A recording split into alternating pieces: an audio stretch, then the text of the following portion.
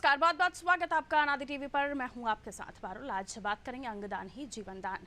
खरगोन में कसरावत के सांगवी के रहने वाले विशाल मोयदे के ब्रेन डेड होने पर उनके परिजनों ने अपनी इच्छा से विशाल के शरीर के कई अंग दान किए। विशाल तो नहीं बच सके, लेकिन उनकी हृदय, किडनी, फेफड़े, लिवर जैसे महत्वपूर्ण अंग देश में कई जरूरतमंदों को नया जीवन दे गए। विशाल आईपीएस बनना चाहते थे, उनका सपना अधूरा रह गया, पर अब वो उन लोगों में जिंदा हैं जो जिंदगी की लड़ाई हार चुके थे। और ऐसे कई हैं जो अपने शरीर उन लोगों को दे जाते हैं जिन्हें कुछ महत्वपूर्ण अंगों की जरूरत होती है। अंगदान जीते जी भी किया जा सकता है और ब्रेन डेड, कोमा में जाने या तत्काल मृत्यु के बाद भी किया जा सकता है। इसके लिए जरूरी है इच्छा शक्ति। इंसानियत और अंगदान को लेकर प्रचलित गलत मिथक जिससे छुटकारा और अंगदान को बढ़ावा देने के लिए 3 अगस्त को राष्ट्रीय अंगदान दिवस मनाया जाता है। आज महादान अंगदान पर चर्चा करते हैं। पहले एक रिपोर्ट आपको दिखा देते हैं जिससे जुड़ी हुई है, देखिए।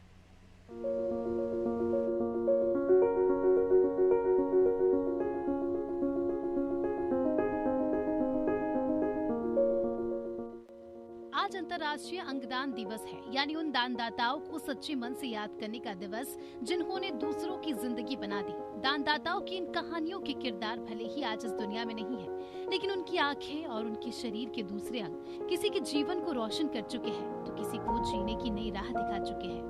आज भी दिवंगत हो चुके बहुत से लोगों के दिल दूसरे लोगों के शरीर में धड़क रहे हैं। किसी की त्वचा काम आ रही है तो किसी की हड्डी काम आ रही है, किसी की किडनी जीते जी दूसरे के शरीर में लगा दी गई है। वही डोनर शरीर के अनेक टिश्यू किसी न किसी जिंदगी को नए सिरे से खूबसूरत बना रहा है। ऐसा नहीं है कि जीवित व्यक्ति अंगदान नहीं कर सकता, टिश्यू कोई भी दे सकता है। बहुत से अंग ऐसे होते हैं जो शरीर में एक से अधिक होते हैं, उन्हें भी दान किया जा सकता है। रक्तदान तो सबसे महान है ही, रक्त भी शरीर का एक अंग है। ये याद रखना जरूरी है कि भारत में रक्तदान के बाद सबसे ज्यादा नेत्रदान का प्रचलन है। बाकी अंगों के दान के प्रति अभी जागरूकता की कमी है और इसी जागरूकता का प्रचार प्रसार करने के लिए मनाया जाता है राष्ट्रीय अंगदान दिवस। कई बार कुछ दर्दनाक दुर्घटनाएं हो जाती है जिनमें लोगों की जान चली जाती है या फिर वो इतने अधिक घायल हो जाते हैं कि उनके जीवित रहने की कोई संभावना नहीं रहती। बहुत से लोग दुर्घटना या अन्य कारण से ब्रेन डेड हो जाते हैं। बहुत से लोग ऐसे भी हैं जो कई सालों तक कोमा में चले जाते हैं। ऐसे लोगों के जीते जी और मृत्यु के कुछ घंटे बाद शरीर के महत्वपूर्ण अंग काम करते हैं। इस दौरान यदि अंगदान कर दिया जाए तो दूसरे का जीवन संवर सकता है। विशेषज्ञ डॉक्टर आकर शरीर से सर्जरी करके अंग निकाल लेते हैं और उसके बाद शरीर को बिल्कुल वैसा ही बना दिया जाता है। आंख निकालने पर नकली आंख लगा दी जाती है, हड्डी निकालने पर रॉड लगा दी जाती है। यानी ऐसा व्यक्ति जो मृत है या ब्रेन डेड है या कोमा में है, उसके शरीर के अंगदान के बाद कोई फर्क नहीं पड़ता और न ही शरीर विकृत होता है। ऐसे व्यक्तियों की तत्काल या कुछ समय बाद मृत्यु होने पर अंतिम संस्कार की प्रक्रिया सामान्य तरीके से की जाती है, क्योंकि अंगदान में शरीर विकृत नहीं होता। अंगदान से जुड़े और भी कई मिथक है और इन मिथक को दूर करना जरूरी है ताकि जरूरतमंद को अंग मिल सके और उनका जीवन संवर सके।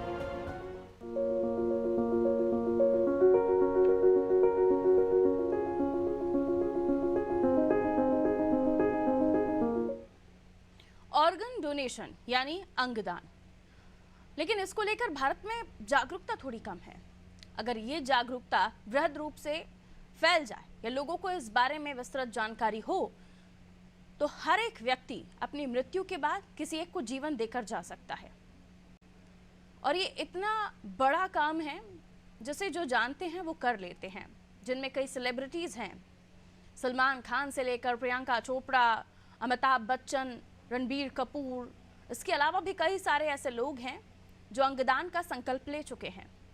लेकिन आज भी समाज में कई ऐसे लोग हैं जिन्हें इस बारे में जानकारी नहीं, या तो फिर उन्हें प्रक्रिया का पता नहीं। अगर वो सोचते भी हैं तो शायद नहीं कर पाते हैं क्योंकि उन्हें सही जानकारी नहीं होती कि कहाँ किस तरह से संपर्क इसके लिए किया जाए। ऐश्वर्या राय, उन्होंने भी संकल्प लिया है कि उनकी मृत्यु के बाद, भगवान न करे ऐसा हो, वो लंबी उम्र जिए, लेकिन उन्होंने ये संकल्प लिया है कि उसके बाद वो अपनी आई डोनेट करना चाहती हैं। इसके लिए उन्होंने पूरी प्रक्रिया की हुई है। चलिए, हमारे साथ हमारे मेहमान जुड़े हुए हैं जिनसे हम इस मामले में और भी विस्तृत जानकारी लेंगे। हमारे साथ हेमलता जी जुड़ी हुई हैं। Hemlata Singh, organ transplant coordinator हैं आप। हेमलता जी, बहुत बहुत स्वागत आपका अनादि टीवी पर। सुन पा रही हैं आप मुझे? धन्यवाद जी, सुन पा रही हूँ। हेमलता जी, आज हम अंगदान दिवस पर चर्चा कर रहे हैं कि अंगदान जीवन दान तो है, लेकिन कई सारे लोगों को इस बारे में जानकारी नहीं, या उन्हें जानकारी है तो आधी अधूरी है। पहले मैं आपसे जानना चाहूंगी कि हमारे दर्शकों को आप बताएं, अंगदान अगर कोई करना चाहता है तो ये कितना बड़ा काम है और ये कैसे किया जा सकता है? अंगदान एक बहुत ही पुण्य कार्य है। हम हजारों लाखों रुपए देकर भी लाखों का दान भी अगर करें तो अंगदान के बराबर कोई दान नहीं हो सकता है। अंगदान का तो महत्व है कि एक व्यक्ति के अंगदान से 8-9 लोगों को नया जीवन मिलता है। बिल्कुल, अगर स्वस्थ शरीर है तो उसका हर बॉडी पार्ट किसी न किसी को दिया जा सकता है। जी जी, अंगदान हर एक व्यक्ति कर सकता है, हर एक स्वस्थ व्यक्ति कर सकता है। Donation, voluntary organ donation form भर सकता है, प्लेस कर सकता है। प्लेस करने का ये मतलब होता है कि हमारी इच्छा है कि हमारे अंगदान हो हमारी मृत्यु के पश्चात। कई जगहों पर इस मामले में लेकर खासतौर पर ग्रामीण अंचलों में हमारी जो जनता रहती है उनको खास तौर पर इस बाबत बहुत ज़्यादा जानकारी नहीं है कि वो कहाँ जाकर संपर्क करें, लेकिन अब हर हाथ में मोबाइल है और मोबाइल में इंटरनेट है, तो कौन सी वो वेबसाइट है, किस तरीके से जाकर इस प्रक्रिया को किया जा सकता है? और एक मिथक जो लोगों में है कि उनके अंग का गलत इस्तेमाल किया जा सकता है, इस बारे में भी आप हमारे दर्शकों को जानकारी दीजिए। हमारी website, Indore society for organ donation की वेबसाइट और नोटो की वेबसाइट पर एक क्यूआर कोड है। क्यूआर कोड को जब हम स्कैन करते हैं तो एक ऑर्गन डोनर फॉर्म आता है, जिसको फिल करने के बाद एक सर्टिफिकेट आता है या एक कार्ड आता है, जिसको हमको हमेशा अपने पॉकेट में रखना होता है। ईश्वर न करे कभी कुछ हादसा हो जाए या अनहोनी हो जाए तो वो कार्ड मतलब ये दर्शाता है कि हमने अंगदान का शपथ लिया और ये हमारी इच्छा है। पर लोगों में बहुत सारी अंगदान को लेकर धारणाएं हैं कि अंगदान, हमने अगर अंगदान का फॉर्म भर दिया तो हम हॉस्पिटल हमको बचाने का प्रयास नहीं करेगा या जबरदस्ती अंग ले लिए जाएंगे, अंगों का दुरुपयोग होगा। ऐसा कुछ होता नहीं है वास्तव में। जिनको अंगदान की आवश्यकता होती है उन लोगों को हम लोग एक लिस्ट बनाकर उनकी एक वेटिंग लिस्ट मेंटेन करते हैं और वेटिंग लिस्ट में अंग उन्हीं को मिलता है जो प्रायोरिटी पर होता है। उसमें बीच में से ऐसा कोई ऐसी व्यवस्था नहीं होती कि कोई ज्यादा पैसा दे देगा तो उसको मिल जाएगा, कोई वीआईपी है उसको मिल जाएगा। उस वेटिंग लिस्ट में सभी एक समान होते हैं और प्रायोरिटी बेसिस पर ही अंग का वितरण होता है। बिल्कुल, कई बार ये कहा जाता है कि ये जो भ्रांति है कि अगर आप पोस्टमार्टम के लिए जाते हैं तो आपके अंग निकाल लिए जाते हैं, आपकी किडनी निकाल ली जाती है, ये कहाँ तक, इसको लेकर आप क्या जानकारी देना चाहेंगे? ये जानकारी जिनको भी है वो बिल्कुल गलत है। ऐसा कुछ नहीं होता है। अंगदान सिर्फ और सिर्फ जब कोई मरीज ब्रेन हेमरेज के कारण, सर में चोट लग जाने के कारण, गोली लग जाने के कारण या अन्य किसी कारण से हेड इंजरी होती है, गिर जाने के कारण, तब वो पेशेंट को वेंटिलेटर पे मेंटेन रखा जाता है और ऑर्गन निकलने तक और पूरे डोनेशन की प्रक्रिया तक वेंटिलेटर पर ही पेशेंट रहता है। तो पोस्टमार्टम में हम जिनको लेकर गए हैं वो तो ऑलरेडी मृत्यु को प्राप्त हो गए हैं, तो उनके ऑर्गन निकाल कर भी हमारे काम नहीं आते। तो ये बहुत ही बड़ी भ्रांति है जिसको लोगों को अपने दिमाग से निकाल देना चाहिए। मर्जन एक बार अगर डेथ हो गई है किसी की तो अंग उसके किसी भी काम के नहीं है। उस कंडीशन में सिर्फ स्किन और कॉर्निया डोनेशन किया जा सकता है, वो भी अगर 6 घंटे के अंदर कर दिया तो वो संभव है।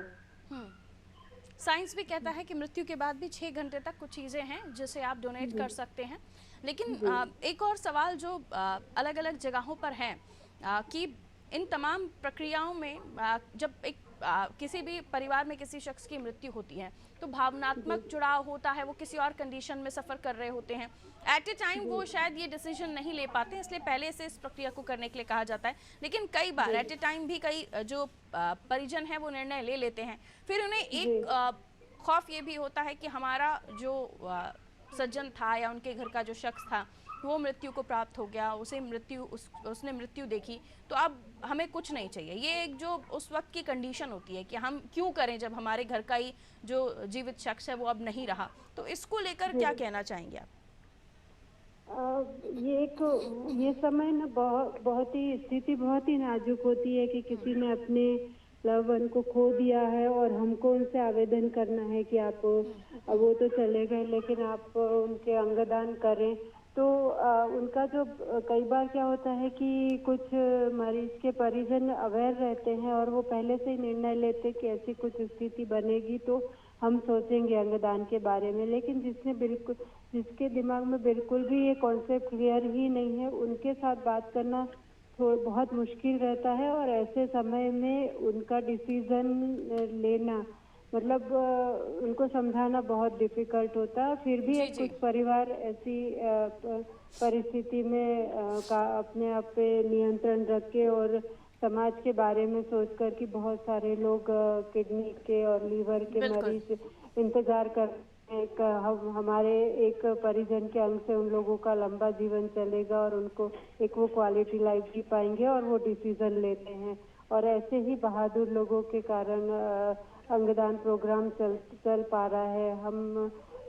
हमें सभी को मिलकर ऐसे डिसीजन लेने में उनका सहायता करनी चाहिए। बिल्कुल हेमलता जी, मैं आपके पास लौटूंगी। डॉक्टर पालीवाल हमारे साथ जुड़ गए हैं। डॉक्टर जेपी पालीवाल, बहुत बहुत स्वागत डॉक्टर साहब आपका अनादि टीवी पर। सुन पा रहे हैं आप मुझे? नमस्कार पारुल, आपको और आपके दर्शकों को।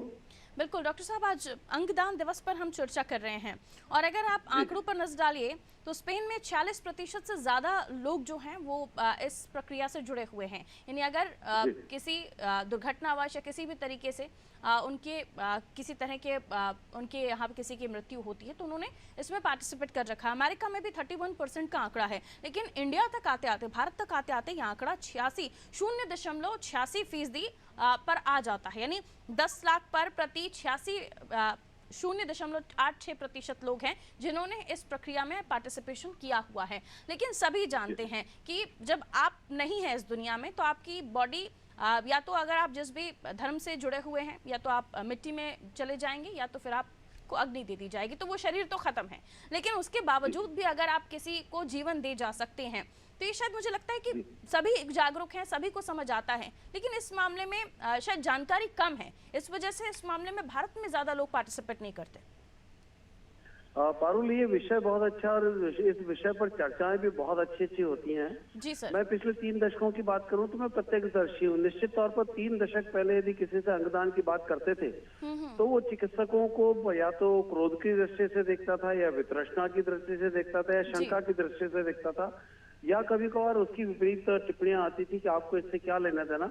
इसके पीछे बहुत सारी सामाजिक भ्रांतियां और हमारे जो संस्कार की, जो पुराने हमारे धर्म की रीति रिवाज है वो भी कहीं के आड़े आते हैं, जिसके लिए मैं समझता हूँ कि समय के साथ ये परिवर्तन आना बहुत जरूरी है।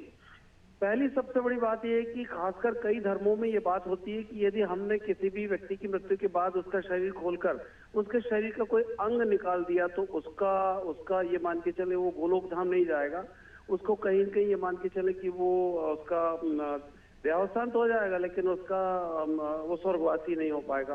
अंग भंग होने के साथ साथ यदि इस तरह का पूरी शरीर को यदि क्षत विक्षत कर दिया गया तो इससे इस तरह की परिस्थितियां निर्मित होगी, जबकि ऐसा किसी भी धर्म में, किसी भी ग्रंथ में नहीं लिखा है। तो पहले तो लोगों को इस कुरीति से दूर लेके जाना पड़ेगा और उनका कहीं न कहीं मैं समझता हूँ कि उनका ब्रेन वॉश करना पड़ेगा कि इस तरह की कोई चीज नहीं है जिसमें आप जिस बारे में बोल रहे हैं, पहली चीज। दूसरी चीज, लोगों में भय भी है कि कहीं न कहीं हम क्यों अंगदान करें। तीसरा, कहीं न कहीं एक आत्मबोध, आत्मीयता जो होती है, भावुकता जो होती है, भावुकता भी एक बहुत बड़ा कारण है। लेकिन इसी भावुकता की यदि दिशा बदल दी जाए, इसी भावुकता को एक सकारात्मक मोड़ दे दिया जाए तो उसमें मैं समझता हूँ कि अंगदान की प्रक्रिया बढ़ेगी और बढ़ भी रही है।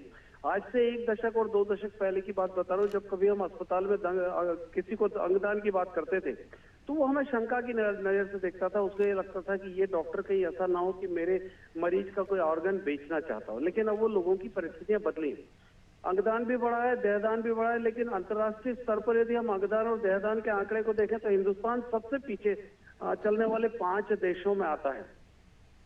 इसमें कहीं न कहीं हमारी सामाजिक संरचना जिम्मेदार है, हमारे शिक्षा का स्तर जिम्मेदार है, इसमें हमारी सामाजिक सोशल मोटिवेशन जिम्मेदार है, इसमें शासन के द्वारा अभी तक जितने भी इस तरह की मुहिम चलाई जा रही है वो मुहिम बहुत ईमानदारी से और बहुत जद्दोजहद के साथ बहुत ठोस तरीके से नहीं चलाई जाती रही है। परंतु अब कई सामाजिक संगठन इसमें आगे आए हैं, शासन का भी इसमें सहभागिता हुई है, शासन का सकारात्मक सहयोग होने लगा है। जब कभी अंगदान की बात आती है तो ग्रीन कॉरिडोर में शासन भरपूर सहयोग करने लगा है।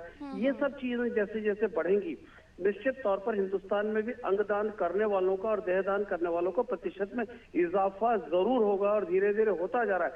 परंतु जितनी जरूरत है और जितनी आवश्यकता और जितनी रफ्तार चाहिए, आवश्यकता की पूर्ति नहीं हो रही और रफ्तार बहुत कम है। बिल्कुल सर, एक सवाल और भी जो जैसे आपने कहा कि कई लोगों में को लेकर अलग अलग तरह की सोच है। एक सोच ये भी है कि उनके जो भी परिजन है वो एक सोच ये भी रखते हैं कि उनकी बॉडी ऑर्गन वो तो डोनेट करेंगे लेकिन दूसरे कहीं जाकर उससे कुछ किसी तरह का कोई फायदा ना ले सकें या बेच ना दें, मैं सीधे शब्दों में कहूँ तो इसको लेकर आप क्या कहेंगे? क्या सभी जगह तो ऐसा नहीं होता, लेकिन जैसे अच्छे लोग भी हैं वैसे बुरे लोग भी हैं, तो वहाँ किस तरह का ध्यान रखना चाहिए अगर कोई करना भी चाहता है तो? देखिए, जो ऑर्गन सेल्स रैकेट्स है वो हिंदुस्तान में भी पकड़ाए हैं जी, और विश्व भर में कई बार देखें तो इसका खासकर ताल्लुक हम देखेंगे तो बांग्लादेश से कुछ जरूरत से ज्यादा मिलेगा और कहीं न कहीं पाकिस्तान भी इसमें इन्वॉल्व है। विदेशी लोग यहाँ आते हैं, अंगदान करके चले जाते हैं, अंगदान नहीं अंग बेच कर चले जाते हैं, उसे दान नहीं कहा जाएगा। तो इस तरह की छुटपुट घटनाएं होती, लेकिन हिंदुस्तान में पारुल जी, मैं बड़े सम्मान के साथ बोलना चाहूंगा कि हिंदुस्तान में नकारात्मक खबरों का जी, विस्तृतीकरण ज्यादा होता है, सकारात्मक खबरें सिकुड़ कर आती है। इसमें कहीं न कहीं मीडिया की सहभागिता यदि और जैसे आप जैसे लोग और ज्यादा रुचि लेंगे तो ये सब चीजें कम होंगी। हम पहले ये देखें कि अंगदान के नाम पर कितने लोगों ने अंगदान किया, और यदि कोई ऑर्गन सेल्स रैकेट पकड़ाता भी, ऑर्गन रैकेट पकड़ाता भी, मानव अंगों की तस्करी के लिए कोई रैकेट पकड़ाता भी है, तो उस रैकेट ने की संख्या में कितने लोगों को अंग मिले और बाकी नॉर्मल अंगदान में कितने अंग मिले, इसका भी प्रतिशत का सरकार को खुलासा करना चाहिए कि रैकेट ने कितने प्रतिशत लोगों में अंग लगवाए और अंगदान करने वालों ने कितने लोगों ने आगे बढ़कर अंगदान किया। 1% यदि इस तरह के रैकेट जो ह्यूमन बॉडी ऑर्गन की रैकेटिंग करते हैं, जो मान के चले कि एक तरह से गिरोह चलाते हैं, 1% की घटना को बहुत बड़ा बनाकर 99% होने वाली अच्छी चीजों के लिए एक सकारात्मक रवैया ना अपनाते हुए यदि इन सब चीजों का यदि बहुत ज्यादा संतुलित और विस्तृत तरीके से यदि कहीं कहीं मीडिया भी इसको महत्व देने लगेगा, तो ये इसका प्रतिशत आना चाहिए कि कितने प्रतिशत बिके और कितने प्रतिशत दान में मिले। तब कहीं जाकर लोगों में लगेगा कि दान के प्रति लोगों की भावना बढ़ेगी और बिकने की घटनाओं पर सरकार का जिस तरह का अंकुश है, बहुत प्रभावी अंकुश है। लेकिन फिर भी कानून जब भी बनता है तो कानून बनाने के साथ साथ कुछ बहुत तेज तर्राट लोग जो देखा जाए मतलब विकृत मानसिकता के होते या कहीं के आपराधिक मानसिकता के होते, वो कानून तोड़ने का रास्ता जरूर ढूंढते हैं। बहुत कुछ परिवर्तन आ रहा है, समय के साथ साथ भ्रांतियां भी रहेंगी, गलतियां भी रहेंगी, गलतफहमियां भी रहेंगी, अपराध भी रहेगा, संस्कृति भी रहेगी, समर्पण भी रहेगा, सेवा भाव भी रहेगा और उसके साथ साथ अंगदान लगातार बढ़ता चला जाएगा। मैं ऐसा मानता हूँ, खुद व्यक्तिगत रूप से ऐसा मानता हूँ। बिल्कुल। लेकिन सर, चूंकि आप विशेषज्ञ हैं, जानकार हैं और हेमलता जी भी हमारा साथ जुड़ी हुई हैं, अलग अलग ऑर्गन पार्ट का अलग अलग टाइमिंग होता है। अगर इस तरह की कोई कंडीशन बनती है, जैसे हेमलता जी ने कहा, पहले तो आप रजिस्टर कर लीजिए, फिर वो कार्ड आपको मिलता है, वो हमेशा आपको अपने पास रखना है। किसी दुर्घटनावश या किसी कंडीशन में आपकी मृत्यु हो जाती है तो वो बॉडी पार्ट आपका दान हो जाता है। लेकिन फिर भी अगर मैं आपसे जानकारी चाहूँ तो एक तो हेल्दी पर्सन ये सारी चीज़ें कर सकता है, किसी की अगर किसी तरह का कोई ऑर्गन डैमेज है या ख़राब है या किसी तरह की बीमारी है वो नहीं कर सकता है। और दूसरा, कौन सा ऑर्गन कितने घंटे तक जीवित रहता है? देखिए, बहुत महत्वपूर्ण प्रश्न है आपका। यदि हम दान की बात करें तो दान दो तरह का है, एक अंगदान, एक देहदान।